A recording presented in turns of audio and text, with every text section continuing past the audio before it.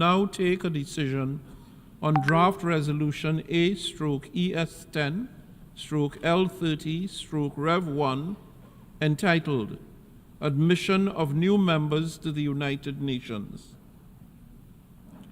A recorded vote has been requested. We shall now begin the voting process.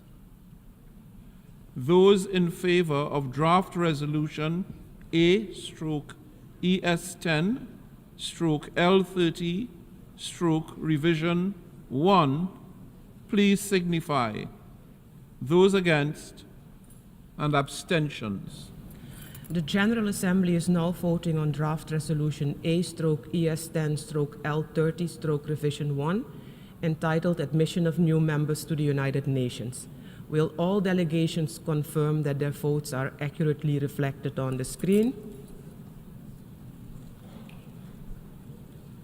The voting has been completed. Please lock the machine. 142.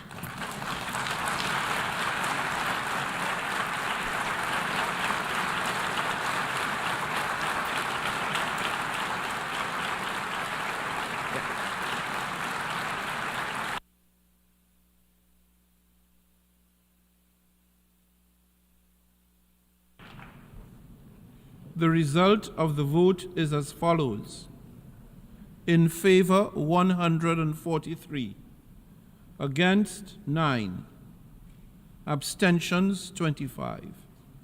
Draft resolution A/ES10/L30/Rev1 is adopted. Led by the Hitler of our times. The Hitler of our times. In the 1940s, the world united to destroy a murderous regime. Yet today, with sick and twisted irony, the very body established to prevent evil is now welcoming a terror state into its ranks. What would Churchill say if he were alive today? What would Roosevelt think? They are turning in their graves, turning in their graves. This week, only this week, Israel commemorated Yom HaShoah, Holocaust Remembrance Day.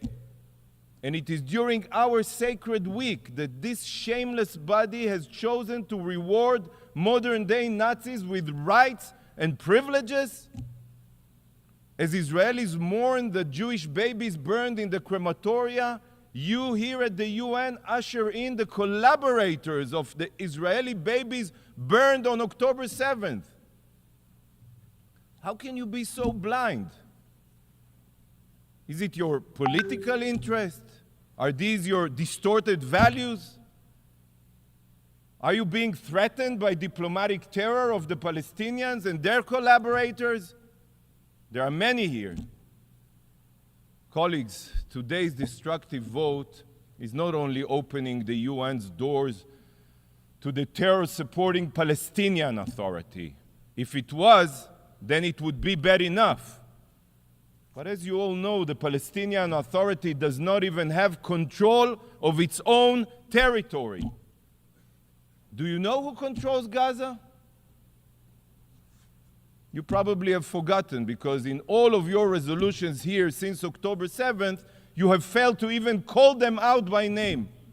So I'll remind you, it's the terrorists of Hamas. But Hamas doesn't only control Gaza. Hamas has also taken over Palestinian neighborhoods, Palestinian villages in Judea and Samaria, what you call the West Bank. In every poll, Hamas today is predicted to win Palestinian elections, if they ever happen. So today, the General Assembly is not only about to grant the rights of a state to the Palestinian Terror Authority. Today, you are also about to grant privileges and rights to the future terror state of Hamas. You have opened up the United Nations to modern-day Nazis.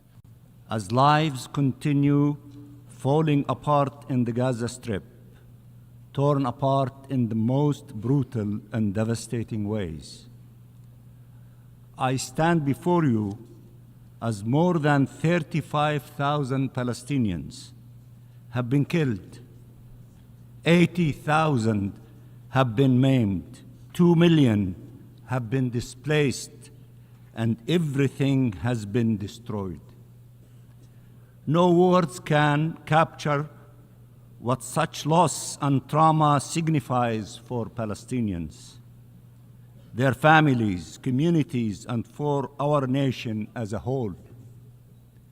As Palestinians in Gaza have been pushed to the very edge of the Strip, to the very brink of life, and in the ever-narrowing space they are besieged in, bombs and bullets continue hunting them down. I stand before you as famine is settling in, by design and by the decision of the Israeli government, killing the most vulnerable among our people, children and women. Israel closed the crossings instead of opening them, including the Rafah crossing, seizing by force the Palestinian crossings point of Rafah. Humanitarian convoys were attacked with its blessing, and the UNRWA headquarters was assaulted with its complicity. At the time where the world was calling to flood Gaza with humanitarian aid and calling for a ceasefire, Israel imposed a drought. Its plan has not changed: destroy and displace. I stand before you as every inch of Gaza has witnessed massacres, as mass graves continue to be uncovered where hospitals used to stand, as the world is barely starting to grasp the cruel and extensive nature of the actions committed against the Palestinian people. I stand before you as the Israeli Prime Minister is ready to kill thousands more to ensure his political survival, as he openly declares the Palestinian state is an existential threat, and together with his co-conspirators continues, 76 years after the Nakba, to try and finish the job. Israel's war is against the Palestinian people as a whole. Its occupation forces and settlers kill daily in the West Bank, including East Jerusalem. Its bulldozers displace Palestinian communities and demolish Palestinian homes everywhere. I have heard many praise the resilience of the Palestinian people, and we are resilient.